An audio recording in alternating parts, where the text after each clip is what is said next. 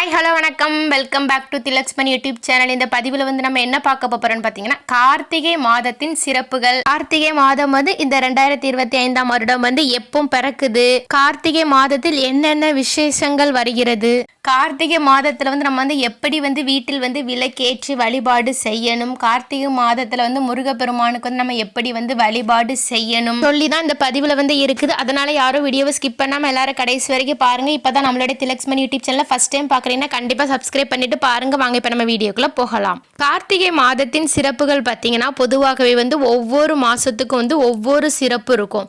இந்த கார்த்திகை மாதம் தமிழ் மாதங்களில் 8வது மாதமாக வருகிறது.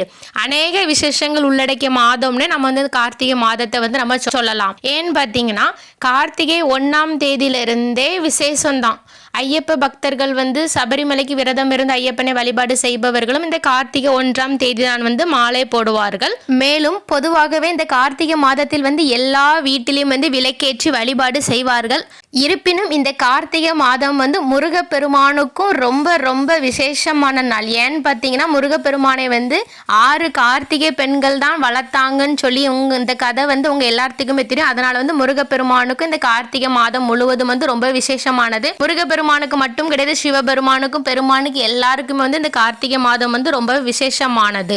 சரி, இப்போ இந்த கார்த்திகை மாதத்திற்கு விளக்கிடும் மாதம் என்று பெயரும் உண்டு. எதுக்குன்னு பார்த்தீங்கன்னா, இந்த கார்த்திகை மாதம் முழுவதும் தினமும் வீட்டில் விளக்கு ஏற்றுவாங்கல்ல, அதனால தான் இது விளக்கிடும் மாதம் என்ற பெயரும் இந்த கார்த்திகை மாசத்துக்கு இருக்கு. அதனால எல்லாரும் வீட்டில் கட்டாயமாக 2 விளக்கு ஏற்றுங்க. நல்லெண்ணெய் ஊற்றி பஞ்சத்திரி போட்டு விளக்கு ஏற்றுங்க. அந்த விளக்கை எங்க வைக்கணும், அங்க வைக்கணுமா இங்க வைக்கணுமான்லாம் கேட்காதீங்க. இந்த 2 விளக்கு நீங்க நிலை வாசல்ல கண்டிப்பா இந்த கார்த்திகை மாதம் முழுவதும் ஏற்றுங்கள். ரொம்ப ரொம்ப விசேஷமான பலன் தரும். அதனால நிச்சயமாக ஏற்றுவதற்கு பாருங்கள். அதுவும் நம்ம கார்த்திகை 1ஆம் தேதியிலிருந்தே நம்ம விளக்கு ஏற்ற வேண்டும். யாரும் மறந்துடாதீங்க. இடையில எத்தனா போதுமானலாம் கேட்காதீங்க. கார்த்திகை 1ஆம் தேதியிலிருந்து கார்த்திகை மாதம் முடிகிற வரைக்கும் நீங்க நிலைவாசல்ல கண்டிப்பா 2 விளக்கு ஏற்றுங்கள். அடுத்து பார்த்தீங்கன்னா, இந்த கார்த்திகை மாசத்துல ரொம்ப ரொம்ப விசேஷமான நாள் என்னன்னு பார்த்தீங்கன்னா, பரணி தீபம் ஏற்ற நாள் ரொம்ப விசேஷமான நாள். இந்த பரணி தீபம் எதற்காக நம்ம ஏற்றோம்னு சொல்லி பார்த்தீங்கன்னா, யமனை வழிபடக்கூடிய நாள் தான் இந்த பரணி தீபம். அதுவும் இந்த கார்த்திகை மாசத்துல தான் பரணி தீபம் வருகிறது. யமர் தர்ம ராஜாவை வணங்கி யமலோகத்திற்கு செல்லும் பாதை வெளிச்சமாகவும் முன்னோர்களுக்கு வாழ்வு மகிழ்ச்சியாக இருக்கணும் என்பதற்காக தான் நாம் இந்த பரணி தீப நாளன்று யம தர்ம ராஜாவை வழிபாடு செய்கிறோம். யம தர்ம ராஜாவை வழிபடக்கூடிய மிகவும் சிறப்பான நாளும் இந்த கார்த்திகை மாதத்தில் தான் வருகிறது. சரி, அடுத்து பார்த்தீங்கன்னா, இந்த கார்த்திகை 1ஆம் தேதி இந்த 2025 வருடம் எப்போ வருதுன்னு சொல்லி பார்க்கலாமா? நவம்பர் 17ஆம் தேதி திங்கட்கிழமை வருகிறது. திங்கட்கிழமையில் பிறப்பதால் இது சோமவார கார்த்திகையாக இது வருகிறது. சிவபெருமானை வழிபாடு செய்வதற்கு மிக மிக அற்புதமான நாள்னே நம்ம சொல்லலாம். சிவபெருமான் ஜோதி வடிவமாக மகாவிஷ்ணுவிற்கும் பிரம்மாவுக்கும் காட்சி கொடுத்தார் அப்படிங்கிறது சொல்லப்படுகிறது. அதுவும் இந்த கார்த்திகை மாதத்தில் தான். அதனால கார்த்திகை மாதத்துல தீபம் ஏற்றுவதால் ரொம்ப ரொம்ப அற்புதமான பலன் நமக்கு கிடைக்கும்.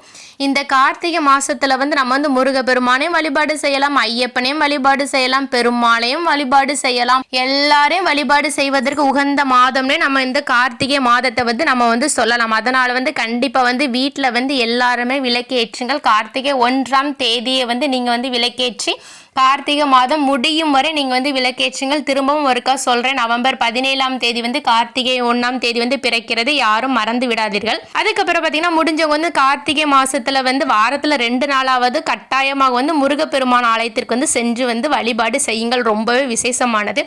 ஏன்னு பார்த்தீங்கன்னா, முருகப்பெருமானை 6 கார்த்திகை பெண்கள் தான் முருகப்பெருமானை வளர்த்தார்கள்.